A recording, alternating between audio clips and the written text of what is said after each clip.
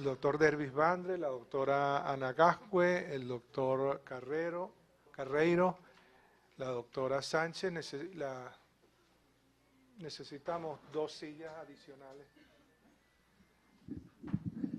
Después de esta última charla, creo que en el futuro los gastroenterólogos también vamos a tener que comprar un robot, porque las endoscopias se van a hacer con robot. Recuerden, ya hay unos videos que tiene Rob House en Florida, en Orlando, que el uso de hacer endoscopias con robot. Creo que por ahí vamos. Así que vamos a ir tomando ya los datos. Está abierta la sesión de preguntas. Yo creo que hay un montón, yo creo que hay muchísimas preguntas que hacer.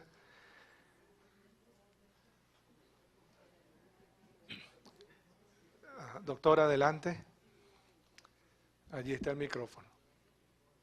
Bueno, esta es para la doctora Gascue y para la doctora, la cirujano, realmente no sé su nombre. Doctora. Renata Sánchez. Ok, doctora Sánchez. Yo soy oncólogo médico y por supuesto la preocupación que uno tiene siempre cuando recibe un paciente marginalmente resecable o que en ese momento no es resecable es obviamente en qué momento este paciente debe ir con el cirujano. Me gustó mucho su exposición, doctora Gascue, porque cuando uno recibe un estudio radiológico, jamás le reportan el compromiso de los vasos. Y obviamente empieza uno a perseguir a los radiólogos para que les revisen los estudios del paciente. Doctor, ¿se puede, no se puede? Y entonces después que el radiólogo te dice, mira, sí, aquí hay planos de clivaje, aquí no hay compromiso, entonces el cirujano dice, mira, no se puede. Entonces, claro, la duda de nosotros es, hay que revisarlo con los dos, quién los debe revisar, quién lo puede ayudar a uno a decidir el momento quirúrgico de este paciente, ¿no?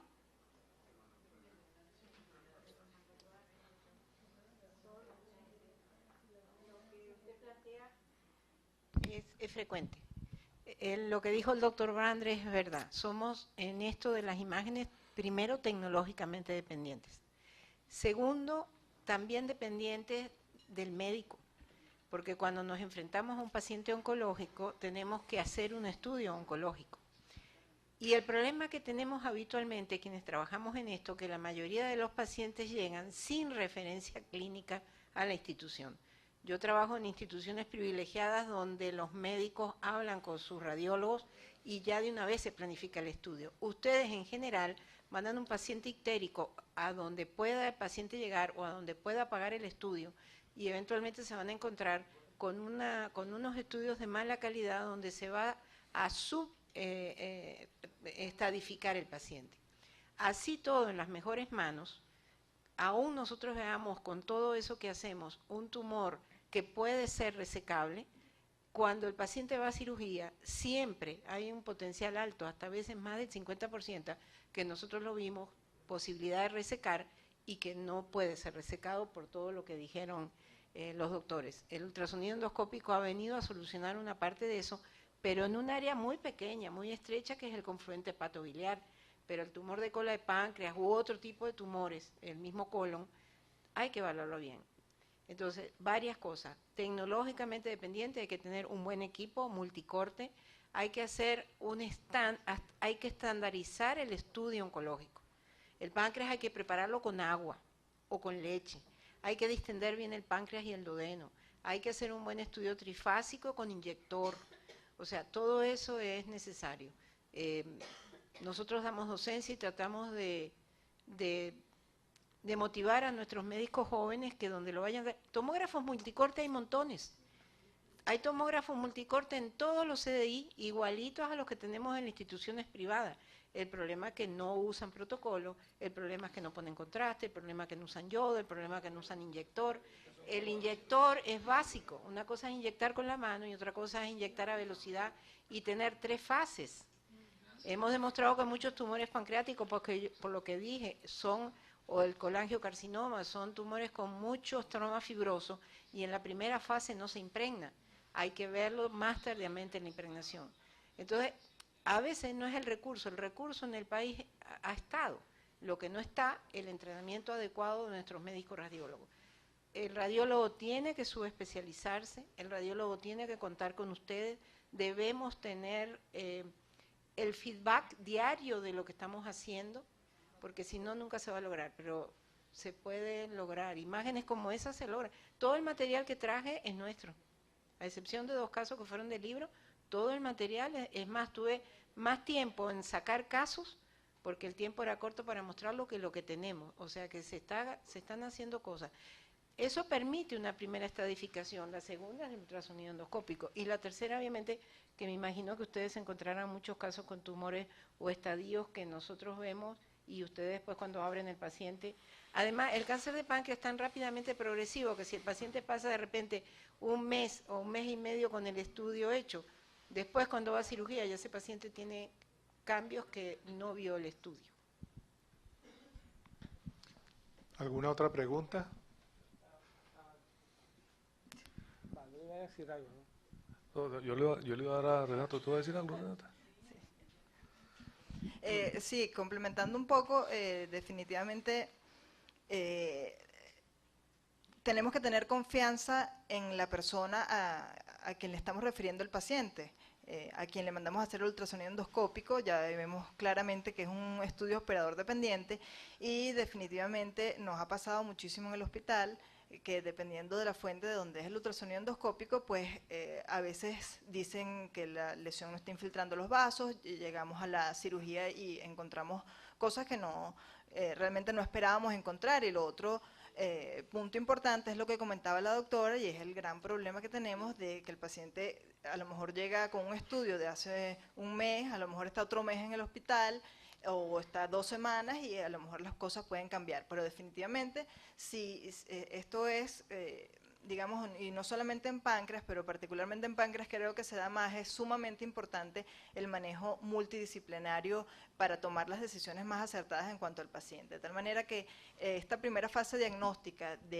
basada en imágenes es fundamental para que el cirujano decida si es paciente candidato a entrada a cirugía o se deriva a oncología médica. Yo tengo 2 preguntas, y una pregunta y un comentario. Desde que estábamos trabajando en el hospital oncológico, una cosa que nos preocupaba muchos años atrás y nos sigue preocupando es que no puede ser posible que hoy en día se nos sigue diciendo, se abrió el paciente y no se pudo hacer nada. Eso no se puede aceptar, y lamentablemente pasa a cada rato. Obviamente son pacientes que están mal estudiados, son llevados en forma incorrecta a la mesa operatoria. Y cuando vemos eso realmente nos molesta, porque desde que estamos en el Hospital Padre Machado, 20 años atrás, hacíamos la paroscopia de rutina y sabemos que el paciente era o no operable. No puede ser que hoy en día siga pasando lo mismo. Y es por malos estudios o estudios, digamos, no bien hechos. Hay una cosa que Ana no menciona, es que técnicamente es dependiente, pero también es dependiente de la manito de los radiólogos. En el Centro Médico de Caracas hay 3 radiólogos que se dedican exclusivamente a la reconstrucción, que no son los que hacen los diagnósticos. Entonces, eso es otra cosa, eso es calidad, y eso hace la diferencia en ese sentido.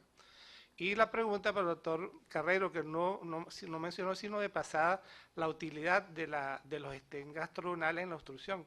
Ese es otro punto que está en controversia. ¿Es bueno? ¿Es tan bueno como una derivación quirúrgica? ¿Cuál es el estado hoy en día de eso?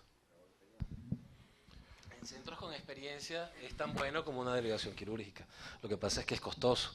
En general se debe derivar primero la vía biliar y se puede derivar después la vía duodenal. Si no se tiene la posibilidad de hacerlo, se puede colocar un stent enteral, y a través de la malla del stent se puede en ocasiones hacer completar el drenaje biliar. A veces se puede colocar el stent enteral y por ultrasonido endoscópico hacer uno de los drenajes que mencioné, que probablemente Dervis conoce obviamente más sobre eso, pero sí se puede.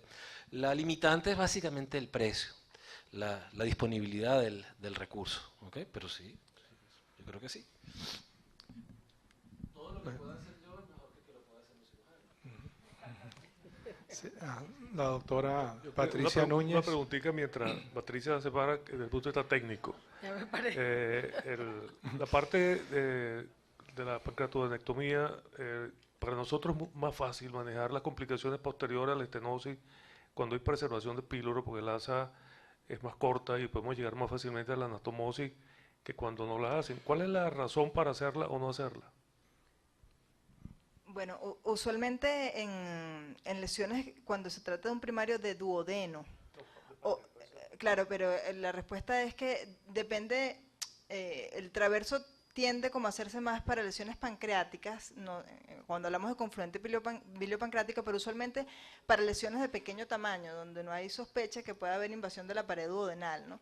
Entonces, nosotros, los casos que tenemos, en ninguno hemos hecho preservación de píloro porque son lesiones que son grandes y donde la infiltración en la pared duodenal pues es bastante probable, ¿no? No es que no se pueda hacer, pero la recomendación es que debe ser para lesiones de páncreas pequeñas y la razón por la que no la hemos hecho es esa, ¿no?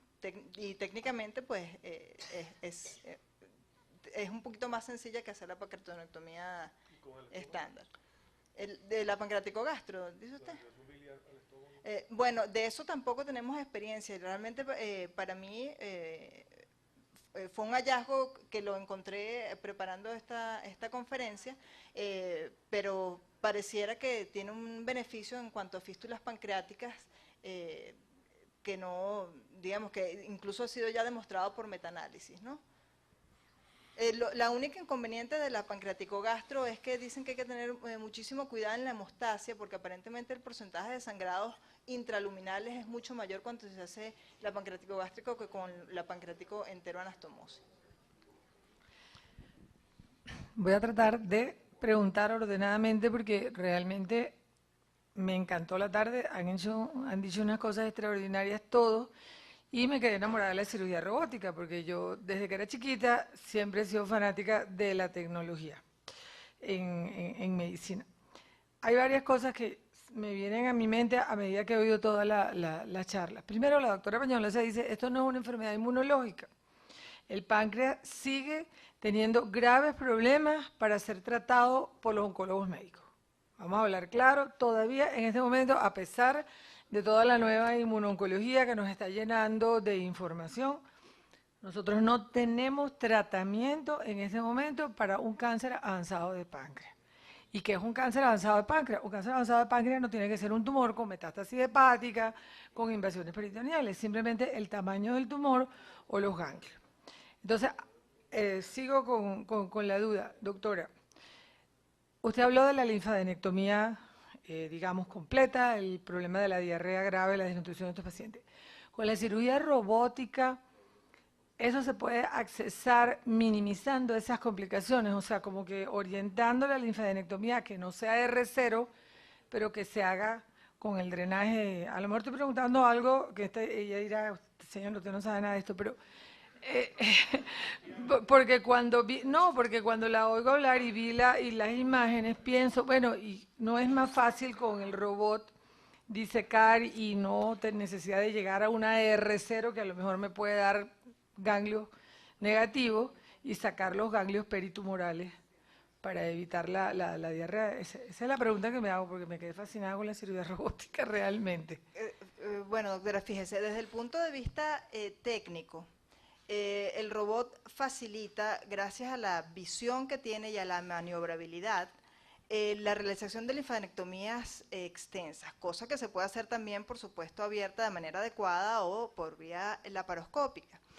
Pero el punto que usted menciona de R0 y si el robot ofrece alguna ventaja o no, es porque como tienes una visión tan cercana de toda la estructura anatómica, la linfadenectomía, porque cuando estás en cirugía abierta, bueno, sí, dejas la estructura limpia, quitas todo el tejido celular ganglionar, pero el análisis de los que practican la cirugía robótica dice que esa visión tridimensional, cercana y que realmente hay que estarlo para poder representar lo que yo quiero decir.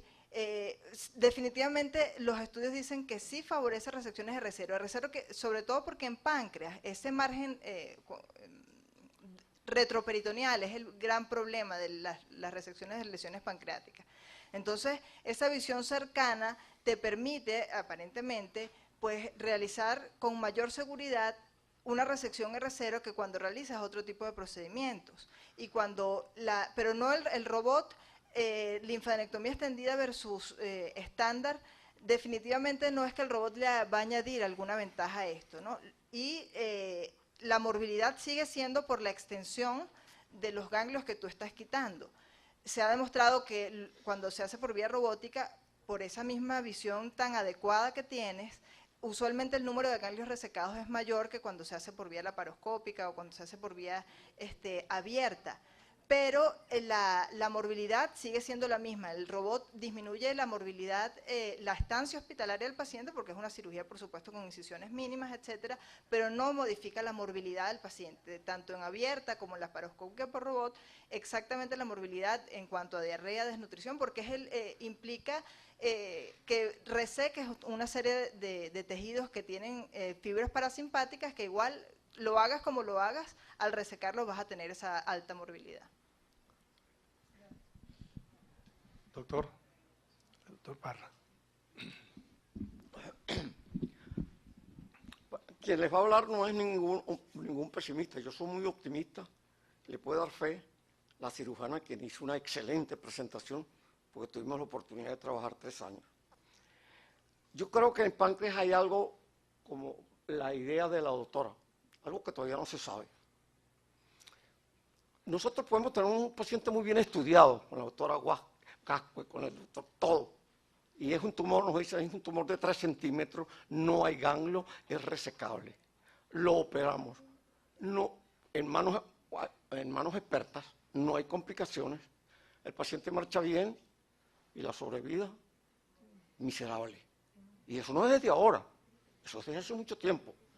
¿Qué se ha mejorado en páncreas? Se ha mejorado la técnica operatoria, los cuidados preoperatorios, los estudios, y eso conllevan a llevar a un paciente bien estudiado con una planificación quirúrgica adecuada para la enfermedad. Pero es que el problema no está ahí, porque por más que se opere ese enfermo bien, ¿por qué no hace una recidiva? Nos hace una recidiva en el lecho de la cabeza del páncreas, en la zona crítica que usted habló, que está retropancreática, alrededor de la vena mesentérica, hacia arriba y hacia abajo, y que lo que se quita, lo que da es una consecuencia de lo extirpado, no la facilidad que dé, como usted muy bien lo explicó, el robot da una facilidad para limpiar eso. Pero la consecuencia es la diarrea y la pérdida de peso.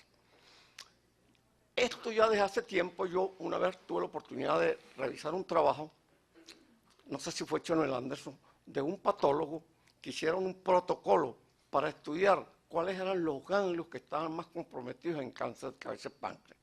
Y ellos en todos los tumores de la unión biliopancreática los sometían a un protocolo y llegaron a esta conclusión rápida, que los tumores de la papila tenían una distribución a menos grupos ganglionares que los tumores de la cabeza del páncreas. Y que los tumores de la cabeza del páncreas con una pancreatenectomía estándar, o la operación que hemos aprendido de Whipple, no reseca todos los ganglios que puedan estar comprometidos. Pero no solamente el problema es los ganglios, usted puede hacer una linfadenectomía completa, pero resulta que le va a recidivar con enfermedad microscópica que queda en el fondo y que no sé por qué, no, porque o es que se desconoce todavía la historia natural de la enfermedad, o es que porque son 3 las operaciones, la operación estándar, la radical y la extendida. Más de eso no se va a poder hacer. Los aditivos, todos que cuando está la porta, la mesentérica, todo eso que usted le puede resecar, no mejora sustancialmente la sobrevida y las complicaciones están aumentadas. Y el criterio para resecar eso es porque esa es extensión de la enfermedad, que es diferente a aquella discontinuidad de la enfermedad, porque la discontinuidad de la enfermedad son metástasis, y las metástasis tienen peor pronóstico que la extensión de la enfermedad. Eso es lo que ha animado a hacer ese tipo de operaciones.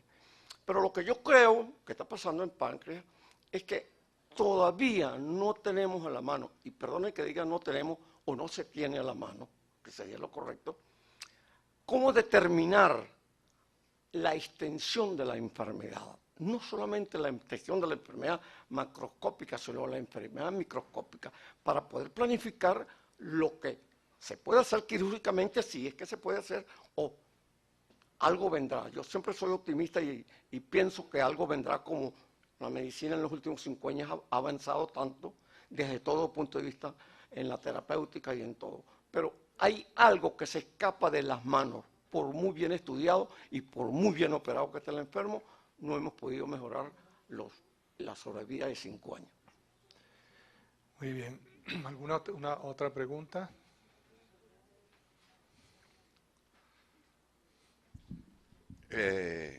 Yo creo que en relación al páncreas, lo que dice el doctor Parra es una gran verdad. Hemos fallado en el manejo las cifras lo dicen, son muy crudas. Hay un selecto grupo de 5% y eso no ha mejorado, por más que hayamos hecho más cirugía. Yo particularmente he ido incrementando el nivel de disección ganglionar y lo que he visto son más bien problemas postoperatorios. Creo que la solución no está en la cirugía. Y tenemos otros ejemplos en la oncología, en otras áreas donde la adyuvancia, la neoadyuvancia o la adyuvancia han mejorado. Creo que la falla radica en que no hemos encontrado, como bien dijo la doctora ahorita, terapias que ayuden efectivamente en el control local de la enfermedad y en el control de la enfermedad a distancia. Ahí hay fallas que son las que nosotros tendremos que corregir, porque creo que la cirugía no da más. La podemos hacer por laparoscopia, por robótica, la podemos seguir haciendo abierta, pero ya yo creo que llegó un punto donde por más cirugía que hagamos, no vamos a mejorar las tasas de sobrevida de estos pacientes. Entonces creo que la falla está en el otro punto de la oncología, que es el de la oncología médica. Y una de mis preocupaciones que he tenido yo en todos estos últimos años ha sido la neoadyuvancia. La neoadyuvancia se ha venido empleando cada vez más, ha habido más trabajos, ha habido más cosas, y particularmente yo he sentido, yo sé que la medicina hoy en día es basada en evidencia, pero uno que tiene que enfrentar estas situaciones manda pacientes a tratamientos neoadyuvantes, y la única ventaja que yo he sentido real es que he evitado cirugías innecesarias. Es decir, he visto progresión de la enfermedad en curso de neoadyuvancia y no he sometido a pacientes que no se iban a beneficiar de tratamientos quirúrgicos. Pero que yo haya visto respuestas efectivas, que pueda medir antes de operarlo e incluso operándolo, creo que no ha habido mayores avances en la neoadyuvancia. Entonces, creo que un poco el peso de la falla que se está teniendo en el tratamiento del cáncer del páncreas es distinto a los periampulares, distinto a los neuroendocrinos, que ahí sí hay quizá algo un poco mejor, pero en cabeza de páncreas, el adenocarcinoma del páncreas, creo que el peso está ubicado en otro lado que no es la cirugía. Una cosita, Cono. Bueno. Cono, una cosita aquí. Ah, perdón. Creo que a mí me parece que sí hemos aportado algo en las imágenes, pero no en los tumores sólidos, sino en la parte de tumores quísticos y en la ectasia mucinosa intraductal. Porque son lesiones de crecimiento más lento y hemos logrado detectar lo que he visto en los últimos años con el ultrasonido endoscópico, es que hemos logrado detectar estos casos y se han operado con carcinomas in situ en estas lesiones. Entonces, allí sí hay una mejoría de la imagenología y del ultrasonido endoscópico en ayudar a que estos casos no progresen a enfermedad avanzada.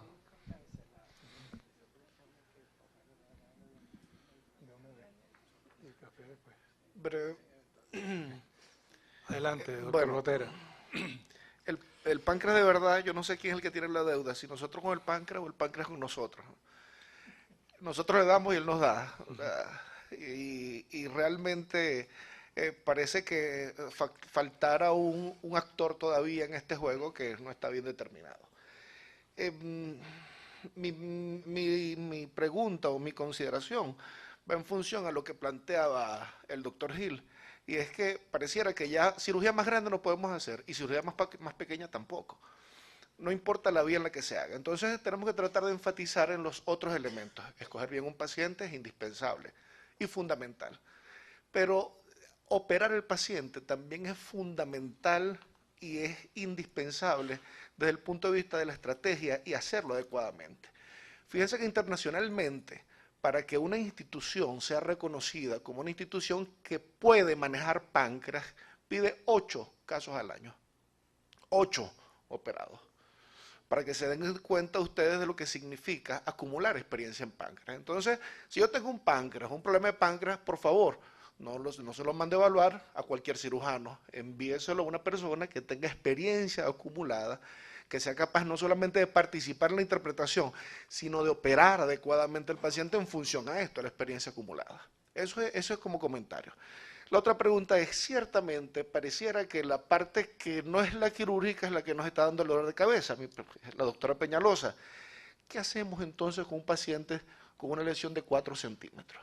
¿Nos acogemos realmente a los esquemas que dicen algo así más o menos como que los de menos de 4 centímetros se operan, los de más de 4 centímetros van a una adyuvancia, si tiene ganglios no se opera? ¿Y qué hacemos realmente como recomendación en ese sentido? Porque desde el punto de vista quirúrgico, si los vasos no están afectados, para mí es igual que tenga 4 que 5 centímetros, desde el punto de vista quirúrgico. Ahora, como expectativa médica, ¿qué hacer con este tipo de pacientes que están en ese límite, en ese umbral de los 4 centímetros de tamaño de tumor de cabeza de páncreas? Y la consideración es porque no nos podemos recuerdo ni siquiera los cirujanos y oncólogos médicos, porque a veces se los enviamos a medicina oncológica y ellos no lo devuelven, opérenlo. Pero un momentico, salen de los esquemas convencionales de las recomendaciones, no, pero opérenlo mejor, pues. Entonces, ni siquiera en eso estamos de acuerdo. Entonces, ¿qué sería realmente una recomendación desde el punto de vista estructural que nosotros podamos agarrar y llevarnos para la casa y decir, estos son los que vamos a enviar a medicina oncológica, estos son los que vamos a operar de entrada? Y finalmente, yo no sé si es observacional, no sé, doctora Núñez, la doctora Peñalosa, impresiona que en lesiones avanzadas de páncreas sí se ha logrado prolongar la sobrevida con estos esquemas nuevos. Antes no veíamos ningún paciente con un tumor avanzado de páncreas que tuviera 2 años vivo, no libre de enfermedad, vivo, y ahorita vemos que con estos nuevos esquemas algunos alcanzan 1 año y hasta 2 años de sobrevida. Entonces, no tanto con neoadyuvancia, sino en enfermedades avanzadas, con los manejos oncológicos, sin cirugía inclusive, o con cirugía y posterior manejo de medicina oncológica, sí hemos visto, por lo menos subjetivamente, que los pacientes duran más tiempo. Doctora.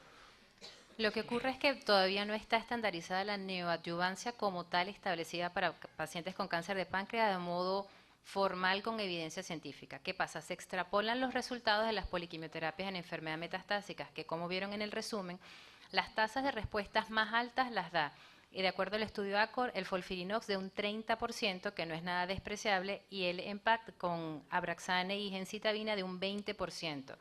Sin embargo, en esos estudios, tanto el FOLFIRINOX, menos de 5% de los pacientes tenían estengo de drenaje biliar y estaban sumamente óptimos.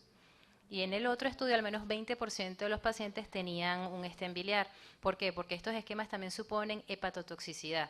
O sea, el irinotecan y el oxaliplatino tienen injuria hepática que después puede ser inclusive irreversible. Y en cuanto también lo que hay algunas controversias es si es útil o no la radioterapia en concurrencia con quimioterapia como un estándar perioperatorio o al menos neoadyuvante.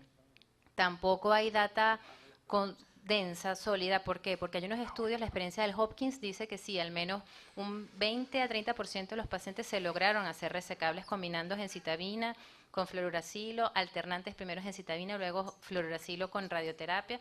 Sin embargo, otras experiencias, como fue el estudio SPA, que fue un estudio europeo, aplicando esta misma técnica fue deleterio. Hubo más complicaciones quirúrgicas y el paciente tuvo más morbilidad y no hubo respuesta. O sea, lamentablemente hasta este momento no hay un estándar de tratamiento neoadyuvante ni la casuística sólida como para poder ofrecerle algo.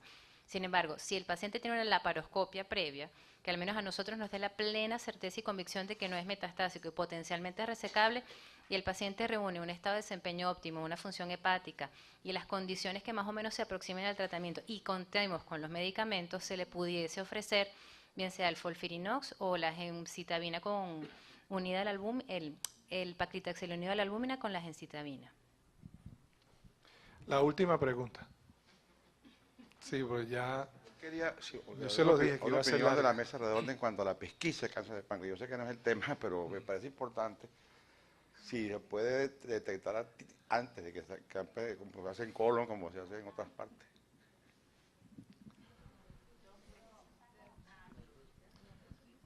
Bueno, en realidad la pesquisa solamente está indicado en pacientes con historia familiar de cáncer de páncreas. No hay ninguno otro. Y el método de elección es el ultrasonido endoscópico porque podemos detectar lesiones menores de 1 centímetro que no van a ser visibles ni siquiera con la tomografía de alta calidad como la que hace la doctora.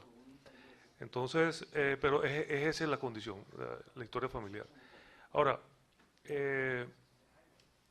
yo he visto casos que me han llegado porque los pacientes tienen dispepsia y a alguien se le ocurrió pedirle una amilasa y tiene amilasa en 200, 250 y un dolor crónico y le piden ecoendoscopia. Y la sorpresa que tengo es que la mayoría de sus pacientes tienen una neoplasia mucinosa intraductal, que es una enfermedad premaligna y que no significa que se vayan a operar inmediatamente, pero esos son pacientes para vigilancia. Y en esos casos, yo tengo casos de seguimientos hasta 10 años, he visto la evolución de la enfermedad de un ducto ligeramente dilatado a un ducto bien dilatado con ramas secundarias, etcétera, pero pacientes de 86, 87 años que ya no le vamos a hacer nada, pero es una posibilidad para esa patología en específica, no para el tumor sólido, sino para la neoplasia mucinosa intraductal. Muy bien. Estoy totalmente de acuerdo con lo que dice él. Yo también creo que el páncreas es decepcionante y nosotros que hacemos controles postquirúrgicos, de repente al mes de operado ya vemos otra vez tumor. La única forma, quienes hacemos imágenes por otras cosas, porque lo hacemos por riñón o lo hacemos por otro, es pensar que el páncreas puede tener alguna lesión premaligna de ese tipo y frente a cualquier imagen quística, a veces cercana al ducto, pensar en la neoplasia mucinosa intraductal, que es el gran olvidado de esto, que es la única forma que eventualmente ese paciente pudiera ser por un hallazgo tomográfico enviado a ultrasonido, porque realmente que creo que es el método óptimo, pero eso, imagínense ustedes, es un tamizaje absolutamente no válido para un volumen alto de población. Eso es dependiendo de que la persona que está leyendo un Neurotac encuentre algo ahí y se le ocurra pensar que a lo mejor es una neoplasia, es una condición preneoplásica, entonces se la manda al doctor Vandre o a los 2 o 3 ultrasonografistas endoscópicos que hay. Entonces realmente como método de tamizaje de cáncer no hay. Es lo único que se me ocurre que pueda servir como diagnóstico precoz de algo del pronóstico tan malo como es el cáncer de páncreas, ¿no? Bueno, para resumir entonces, tenemos que el cáncer de páncreas, en Venezuela tenemos una mortalidad de 1000 casos que están repartidos en 500 en sexo masculino y casi 500 en sexo femenino, están divididos, que el diagnóstico precoz es muy difícil de realizar. Hay algunos trabajos con algunos biomarcadores en el futuro y que de esos 1000 casos se supone que unos 200 casos, según el doctor Gotera, deberían de ser quirúrgicos y que esos casos vamos a tratar de enviárselos a ellos para que traten de hacer su experiencia, ya que a ellos les gusta la patología, son los centros que quizás donde enseñan, donde tienen la experiencia y donde tienen quizás algo de cirugía robótica o de la cirugía convencional y podemos hacer alguna casuística para nosotros venezolanos en el futuro. Diagnosticar lesiones precoces es muy difícil, solamente en los tumores quísticos y en las neoplasias intraductales, seguimientos a largo plazo y si ves que el marcador, el CA19-9 se altera, ese va a ser un paciente casi seguro quirúrgico si la edad y las condiciones exactas. El paciente cuando llega se estadifica, primero va a imágenes, las imágenes los dijo muy excelentemente mi profesora, la doctora Ana Gascue, y fue mi profesora de ultrasonido, fue mi profesora. ¿Sí? Y seguidamente, si no hay metástasis, si se considera que es una lesión, pasaríamos al ultrasonido endoscópico y si cumple los criterios de resecabilidad, hablaríamos con los cirujanos y si no, pues hablaríamos con los oncólogos. Muchísimas gracias y nosotros paliamos al final endoscópicamente. La última charla es de tumores neuroendocrinos, la va a dar la doctora Eva García. Tumores neuroendocrinos de páncreas. ¿Sí? Estamos en páncreas. Sí. Y la doctora Eva García es adjunto del Instituto de Hemato-Oncología del Hospital Domingo Luciani, que tiene un nombre propio, creo. ¿No? Bueno, gracias, doctora. Adelante.